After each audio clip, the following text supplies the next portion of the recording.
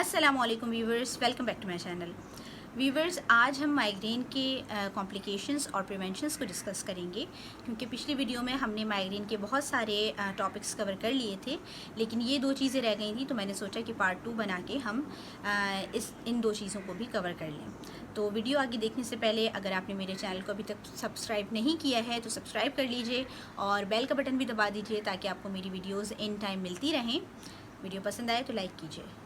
तो सबसे पहली कॉम्प्लिकेशन जो माइग्रेन के होने की वजह से क्रिएट होती है उसे स्टेटस माइग्रेनोसिस कहा जाता है, और ये माइग्रेन की ही एक ऐसी फॉर्म है जिसमें पेशेंट को ऑरा के साथ बहुत ज़्यादा सीवियर पेन होता है और तकरीबन 72 आवर्स तक जो है ये लास्ट कर सकता है, या इससे ज़्यादा भी इसका जो दौरानिया है वो हो सकता है। इसमें पेशेंट को इतना ज़्यादा सीवियर पेन महसूस होने लगता है कि उसे हॉस्पिटलाइज होने की भी ज़रूरत पेश आ सकती है।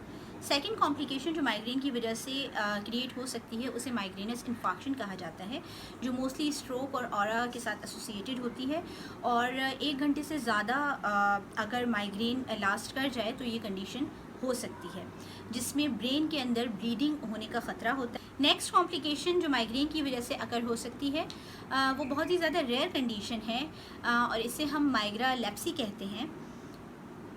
माइग्रेलेप्सी बेसिकली मिर्गी के दौरे हैं जो आपको माइग्रेन होने के तकरीबन 1 घंटे के अंदर अंदर हो सकते हैं। जो माइग्रेन की वजह से हो सकती है उसे परसिस्टेंट ऑरा विदाउट इन्फेक्शन कहा जाता है, और इस कंडीशन में माइग्रेन होने के तकरीबन 1 हफ्ते बाद तक आपका ऑरा लास्ट करता रहता है। साथ में इसमें ब्रेन के अंदर ब्लीडिंग नहीं होती, लेकिन सिचुएशन सारी की सारी वही होती है जो कि माइग्रेनस इन्फेक्शन के अंदर होती है।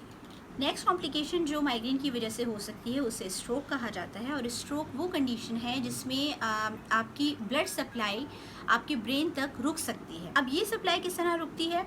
अगर आर्टरीज़ के अंदर कोई ब्लड क्लॉट या फिर कोई फैटी मटेरियल आ जाता है तो उसके ज़रिए आपका जो ब्लड सप्लाई है वो ब्रेन तक रुक सकता है। स्ट्रोक बेसिकली उन औरतों के अंदर ज़्यादा ऑब्ज़र्व किया गया है जो ओरल कॉन्ट्रासेप्टिव्स के ऊपर होती हैं, लेकिन इसके जो मोस्टली और दूसरे रीजंस हैं वो फुली अंडरस्टूड अभी तक नहीं। इसके साथ साथ जो दूसरी कॉम्प्लिकेशंस हो सकती हैं उनमें मेंटल हेल्थ इश्यूज़ हैं, जिनमें general anxiety disorder, major depression, panic disorder, bipolar disorder, substance abuse disorder, इसके साथ साथ पोस्ट ट्रॉमेटिक स्ट्रेस डिसऑर्डर।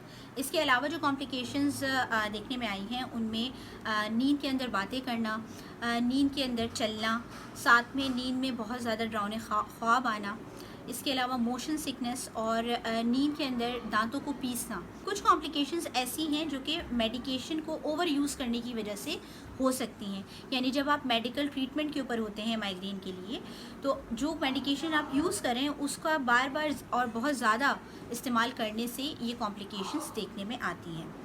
अब इनमें क्या शामिल है? इनमें मोस्टली एब्डोमिनल पेन यानी कि पेट में शदीद दर्द होना, साथ में उल्टी आना, मतली होना, और दर्द का बहुत जल्दी रिलीफ ना होना, ये चीज़ें इसमें शामिल हैं।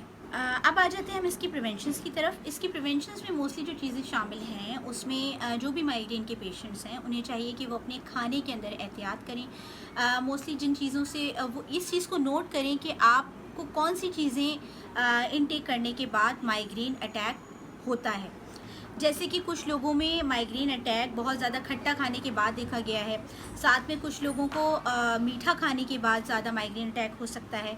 इसी तरह बहुत ज़्यादा ठंडा या बहुत ज़्यादा गर्म चीज़ें खाने के बाद माइग्रेन अटैक जिन लोगों को होता है, अगर वो इन चीज़ों के खाने के अंदर एहतियात करें तो माइग्रेन अटैक से बचा जा सकता है। इसके साथ साथ नींद पूरी करना बहुत ज़रूरी है, साथ में रोज़ाना की एक्सरसाइज, अगर एक्सरसाइज नहीं करते तो कम से कम वॉक कर ले। इसके साथ साथ कोई स्पेसिफ़िक किस्म की खुशबू अगर आपको ट्रिगर करती है माइग्रेन तो आप उससे बचिए। साथ में बहुत ज़्यादा साउंड, यानी कि अगर जहाँ पे बहुत ज़्यादा शोर हो उन जगहों से आपको इज्तनाब करना चाहिए।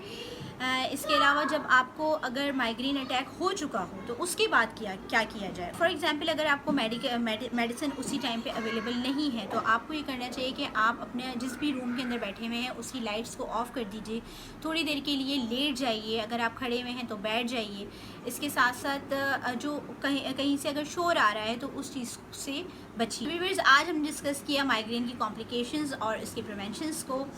अगर वीडियो के मुतालिक कोई भी क्वेरी हो तो आप मुझसे कमेंट सेक्शन में कमेंट करके पूछ सकते हैं। नेक्स्ट टाइम किसी और टॉपिक के साथ मुलाकात होगी। अपना बहुत ख्याल रखिएगा। जब तक के लिए अल्लाह हाफिज़।